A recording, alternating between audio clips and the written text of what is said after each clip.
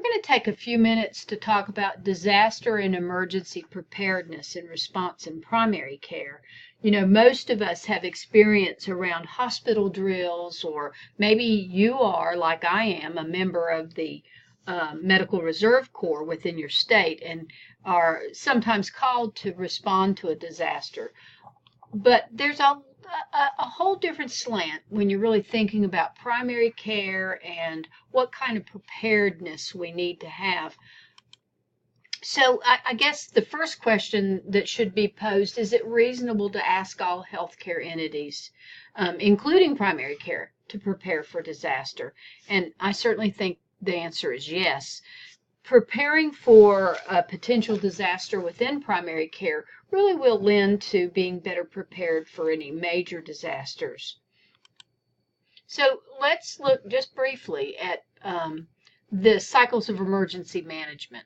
Okay, so what do you need to get ready, and what are these cycles? And if you understand them, then you can begin your preparation and put your head around. And you know, when you start your practice, you might say, once hired, do we have an emergency preparedness plan? And that could be range from severe weather or a violent patient. So it really does behoove all of us to be prepared. The mitigation phase is where the risks are identified. So you literally sit down and identify potential risks. And that could be, again, like I said, you might have already had something happen, like this slide implies, or you just realize that you could be vulnerable to severe weather, and certainly could be vulnerable to a violent or a psychotic patient that could be of risk to your staff or other patients.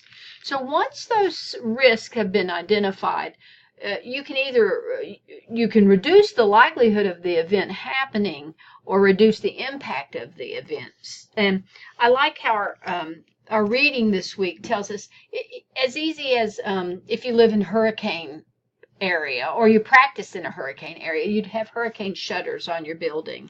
Or you might limit access. The patients can't get through a door unless it's opened intentionally. So there's easy and very affordable strategies. The preparedness plan is preparing or updating plans for specific events and training personnel through drills and exercises. So you make your staff as ready as possible.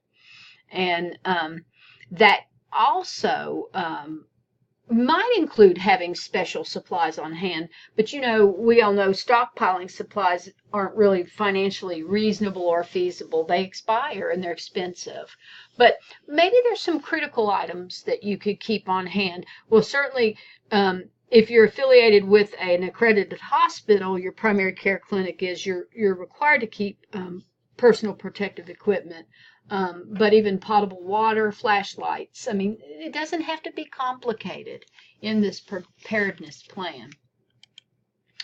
The response phase really may use a command center, or in the office have a designated command area and the person that's going to be in charge, and delineate or tell the other staff their specific roles. So what happens when you have a leader during an emergency or disaster, it really does save time and prevents confusion during an urgent response.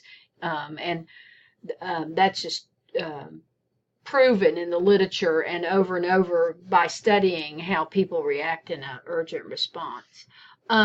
All staff members have to know what their individual roles are during a crisis. So that's what we mean by being able to respond, because you understand your duties and your responsibilities.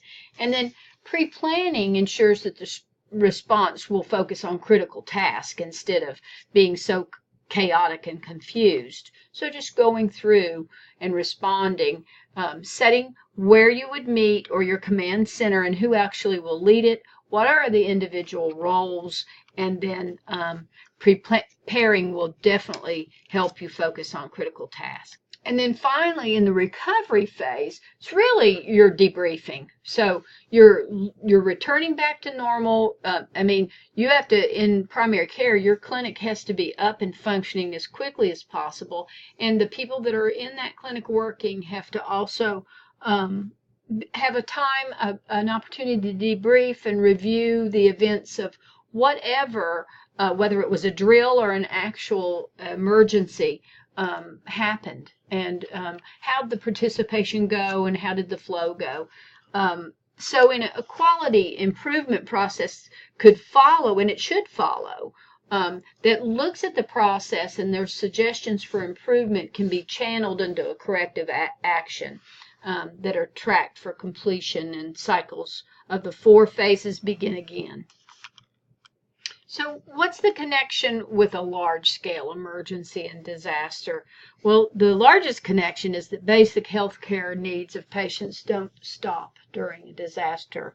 Matter of fact, things become more chaotic when you can't get your meds or your dietary or equipment available. So I just feel like it is our individual responsibility and professional responsibility. I certainly don't think everybody has to be formally trained, but you do have to be prepared. So what happened for me in particular was, while I was working as primary care provider, I was called, I joined the Virginia Medical Reserve Corps as a volunteer for disaster response, and I was actually called for Hurricane Katrina. I'll talk about that a little later. So what happens through primary care in a disaster is that they're able to access and provide public health information. They can offer emotional empathy or support, and then certainly can screen for inappropriate coping. There's, in primary care, the patient volume surge capacity during a disaster, it goes up. And so primary care can aid in prevention or taking care of patients and reduce overwhelming the hospital emergency department if the primary care office opens up during this time. And then there's community plans. In our community here at ETSU in Johnson City, we do have points of distribution of medication for any type of disaster. We have a plan for triage and screening clinics, and we do actually practice those through the Medical Volunteer Corps. And then recruitment of office practice personnel to serve in those emergency response teams, people like me that do respond and serve. I have my annual training, I go to drills, and I've been to a couple of individual disasters. So, like I said, in 2005, I was recruited by the Medical Reserve Corps in Virginia, and I traveled for hurricane. I was contacted that day of Hurricane Katrina, and then it took them a couple days to get me there, and I provided primary and emergent care for up to about 100 of patients a day for the first 2 weeks. I was in a big hockey arena, and then I traveled across the state.